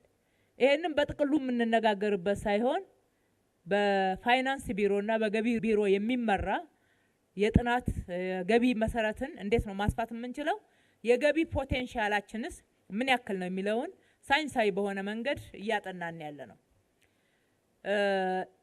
ይሄ ሲደረግ እንደምታውቁት ከድርጅቶች የሚሰበሰብ ገቢን የሚሰበሰበው የፌዴራል ገቢዎች ሚኒስቴር ነው። ከተማ አስተዳደሩ የሚሰበሰበው ከግለሰብ ግብር ከፋዮች ነው። ገቢን በብቃት ካልሰበሰብን ለከተማው የተሟላ አገልግሎት መስጠት አንችልም።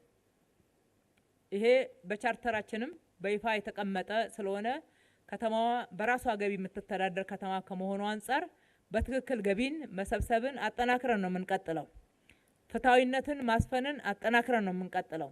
በተለይ ገቢ መሰረትን ማስፋት ላይ ፍትሃዊነትን ማስፈን ላይ ጠንከር ያለ ስራ መስራታችን ይቀጥላል። ገቢን ግብር መጠንን ግን አንጨምርም። የግብር መጠን የመጨመር ፍላጎት የለንም። የማይሰበሰቡ የነበሩ ገቢዎች ተደርሶባቸው መሰብሰብ ሲጀምሩ ገቢ ተጫነብን ግብር ተጫነብን የሚሉ ድምጾች ልሰሙ ትችላላችሁ። እውነት አይደለም። ገቢ አይከፍሉም ነበረ። ልክ ጧት እንደተነሳው በነሱ ድርጅት ልክ ያለ ወይም ደግሞ የንግድ ተቋም በነሱ ባልከፈሉት ልክ ያለ ይከፍላል አጠገባቸው፣ የማይከፍሉ ደግሞ እዛው አሉ። ኢፍትሃዊነትን ያሰፍናል። ለህዝብም ማቅረብ ያለብንን አገልግሎት በተሟላ ሁኔታ እንዳናቀርብ ይገድበናል።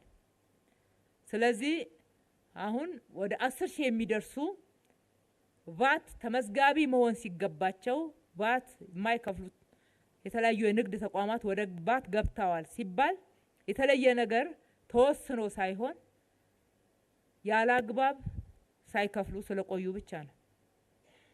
ይሄ ብቻ እኮ አይደለም፣ በሪፖርቱ አልተካተተም እንጂ እንግዲህ ደሞዝን የሚያክል ከሰራተኛ ሳይቆርጥ የሚያልፍ መስሪያ ቤት የለም። በተለይ ፒኤልሲዎች ከደሞዝ እየተቆረጠ የሰራተኛው ገቢ ሳይደረግ የቆየ በቢሊየን ገንዘብ አግኝተን ሰብስበናል።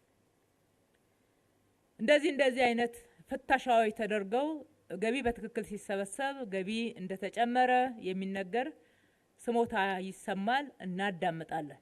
አንዳንዱ ከግንዛቤ ጉለት ነው፣ አንዳንዱ ደግሞ ፐርሰፕሽን ነው፣ አንዳንዱ ደግሞ ሆነ ተብሎ ነው። አዳምጠን በይፋ ተነጋግረን ሳለን በብዛት ተግባብተናል። አንዳንዱ ደግሞ ከመስተንግዶ ጉለት የተነሳ ወደ ቅሬታ ሄደ እንደሆነ አይተን ይሄንንም ምላሽ ሰጥተናል። መስሪያ ቤቱም በዛ ልክ ተጠናክሮ ይዟል። በእርግጥ ብራንቾች ላይ ቅርንጫፎቻችን ላይ አሁንም በተለይ ከሰራተኛ ስነ ምግባር አንፃር ብዙ ለውጥ ለማምጣት መስራት እንደሚገባን እንረዳለን። ገቢን ለማስፋት ምንድነው እስካሁንም ጠቋሚ ያለው እድል ከተባለ ጥናቱ እስከሚያልቅ ድረስ እንጠብቃለን። ለምክር ቤቱም እናሳውቃለን። እነኚህ በሰፊው የተሰሩ መሰረተ ልማቶች በአጠቃላይ እኮ ገቢን የሚጨምሩ ናቸው።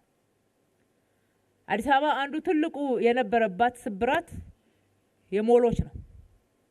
ትንሽ የተሻለ ገቢ ያለው ሰው ወደ ውጪ ነው ሄዶ የሚገበየው። አዲስ አበባ የዲፕሎማቲክ ማዕከል ናት እንላለን።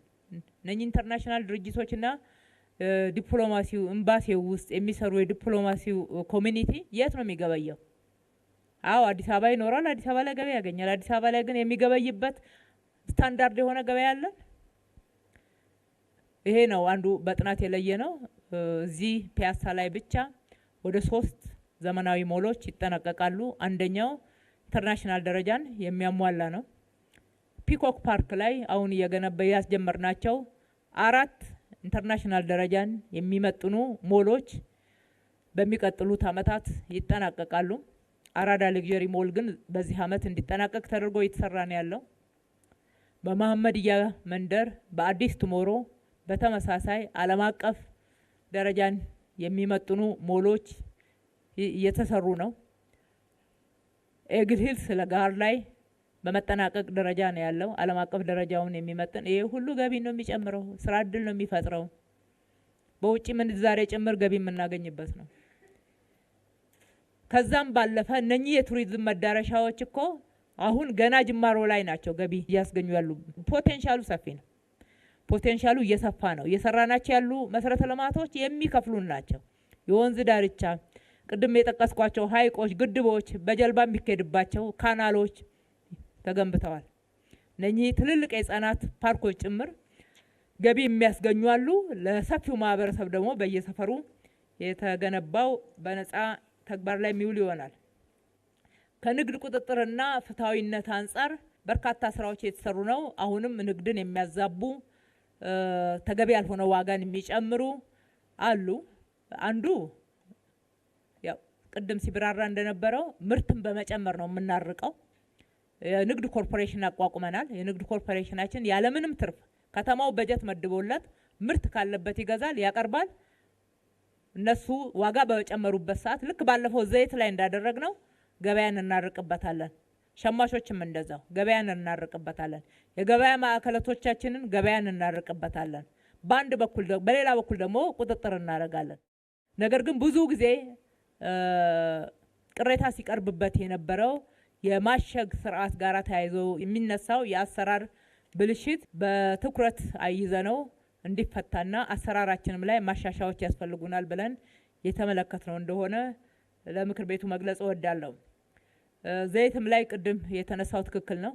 ያለንን ሀብት እንግዲህ ለትልልቅ የማህበረሰቡ ችግር ነው ላልነው እያዋልን ነው። አንዱ ትልቁ መሰረታዊ ያለን ሀብት መሬት ነው። ወደ 8.8 ሄክታር የሚሆን አንድ ትልቅ የዘይት ፋብሪካ እዚህ ከተማ ላይ መሰራት እንዲችል አዘጋጅተናል። ከሜድሮክ ኢንቨስትመንት ግሩፕ ጋራ መስራታችንን እንቀጥላለን ማለት ነው። ሰሞኑንም አዲስ የገበያ ማዕከል እስካሁን ድረስ ከሰራናቸው ገበያ ማዕከላቶች የበለጠ ዘመናዊና ሰፋ ያለ የገበያ ማዕከል በለሚኩራ አካባቢ አጠናቀናል። ወደ ተግባር የምናስገባ ነው የሚሆነው። የጤና ተቋማት ላይ ያደረግን ያለነው ለውጥና ከመድኃኒት አቅርቦት አንጻር የተነሳው በዋናነት መሻሻል አሳይቷል። ከነበረበት ነው ማየት ያለብን። ከህዝቡ ፍላጎት አንጻር አሁንም በስፋት መሰራት አለበት። አንዳንዱ ስናየው የመረጃ እጥረት የትኛው መድኃኒት ቤት ምን አይነት መድኃኒት አለ የሚለው መረጃ ህዝቡ አያገኝም ነበረ። ቴክኖሎጂ አሁን ጤንነቴ የሚለው ቴክኖሎጂ እዚሁ ከተማችን ላይ ለምቶ በጤና ሚኒስቴር ደግሞ ይፋ ተደርጎ ወደ ተግባር ገብቷል። ይህም እጅግ በመድኃኒት ስርጭቱና የመድኃኒት መረጃ ለማግኘት ይረዳል። በሌላ በኩል ደግሞ የማምረት አቅምን መጨመር ነው። ከ3 ቀን በፊት ክቡር ጠቅላይ ሚኒስትራችን ለህዝብ ተወካዮች ምክር ቤት ሲያብራሩ እንደሰማችሁት የመድኃኒት የማምረት ካፓሲቲያችንን የመጨመር ስራ እየተሰራ ነው ያለውና መሰረታዊ ለውጥ የሚያመጣው እሱ ነው ብለን እናስባለንና እሱን ውጤታማ ማድረግ ላይ ርብርቡ ቀጥሏል። የጤና ተቋሞቻችን ከማዘመን አንጻር የተሰራው ስራ እንዳለ ሆኖ እነኚህ 3 ሆስፒታሎች ሲጠናቀቁና አንዳንድ ለግል ሴክተር የሰጠናቸው ትልልቅ ሆስፒታሎችም እየተጠናቀቁ ያሉ ስላሉ ተደምረው የጤና ቱሪዝም ህልማችንን እውን ለማድረግ የሚያስችሉ ይሆናል። እጅግ በጣም ዘመናዊ አገልግሎት መስጠት እንዲችሉ በፓብሊክ ፕራይቬት ፓርትነርሺፕ በሌላ በኩል በራሳችን አቅም ደግሞ የመሰረተ ልማት የግብአት የጤና መሳሪያዎችን የማሟላት በሌላ በኩል ደግሞ የጤና ባለሙያዎችን የማዘጋጀት ስራ ግብረ ኃይል ወይም ደግሞ ቦርድ ተቋቁሞ እየሰራ አለ። አገልግሎት ላይ የተወሰነ ነጥብ ለመጨመር አገልግሎት ላይ በዚህ ደረጃ ለውጥ ማምጣቱን ምክር ቤቱ ተከታትሎ እውቅና በመስጠቱ በጣም ማመስገን እወዳለሁ። ለምንድን ነው ምክር ቤቱ ብቻ ሳይሆን እኛም ማህበረሰቡም ብዙ ጊዜ ክፍተቶች ላይ ነው ትኩረት የምናደርገው። ክፍተቶችን ማንሳት ተገቢ ነው፣ ምክንያቱም የተሟላ አገልግሎት መስጠት ስላለብን። ነገር ግን ደግሞ እየተሻሻለ የመጣው የአገልጋይ ስነ ምግባር፣ እየተሻሻለ የመጣው ብቃት፣ በቴክኖሎጂ የመጠቀም ተቋማት ራሳቸውን ለመለወጥ እያደረጉት ያለው ጥረትም በዛው ልክ እውቅና ካልተሰጠው ሁሉንም በጅምላ የምንወቅስ ከሆነ የሚሰሩት ሞራላቸው ይነካል።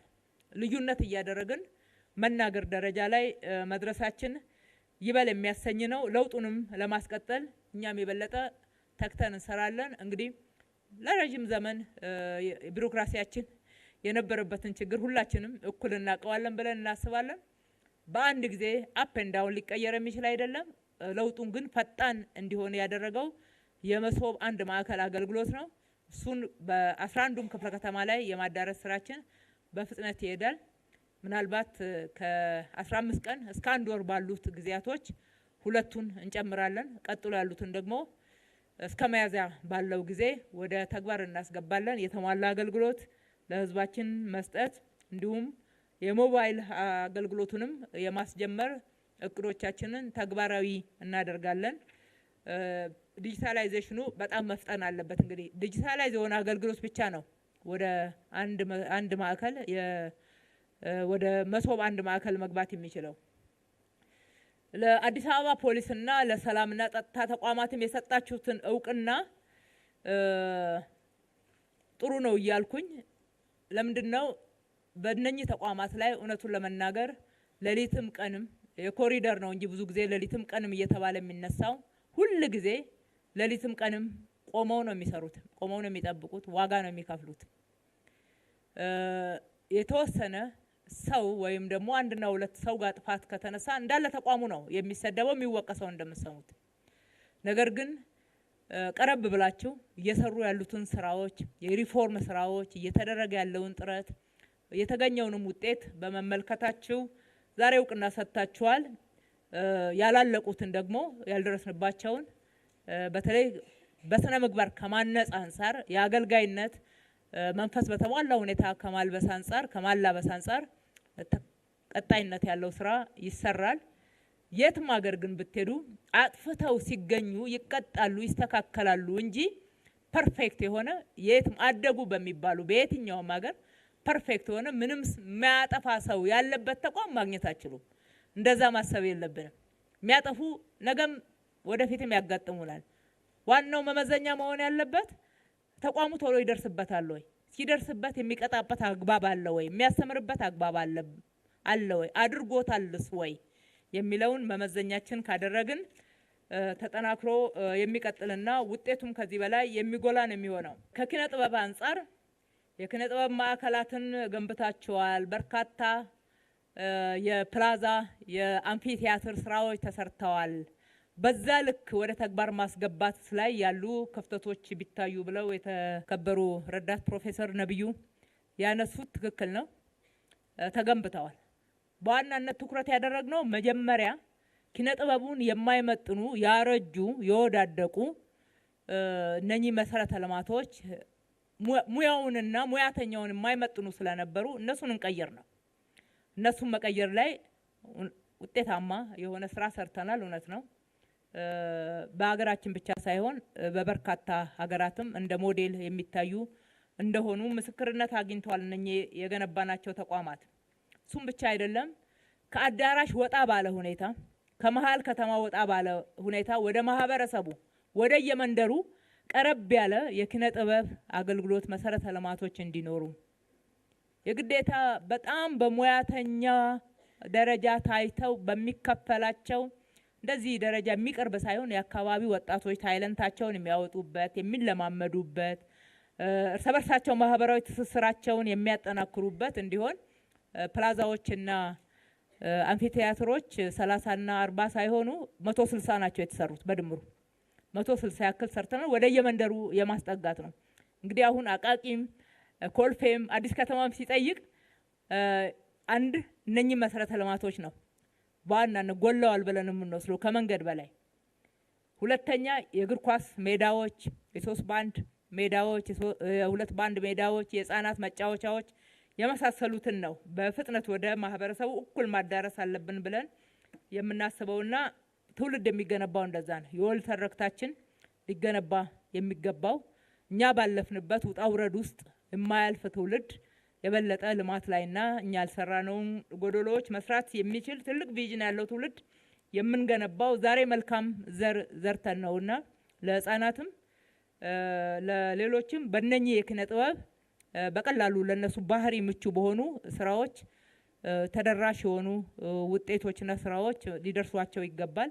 ይህንን በማድረግ በኩል በሙያው ዘርፍ ያላችሁ እንዲሁም ወጣቶች ታይለንቱ ያላችሁ ሁሉ ብትጠቀሙበት እናበረታታለን። አሰራር ስርዓት እያንዳንዱ ማህበረሰብ ጋር እንዲደርስ እናደርጋለን።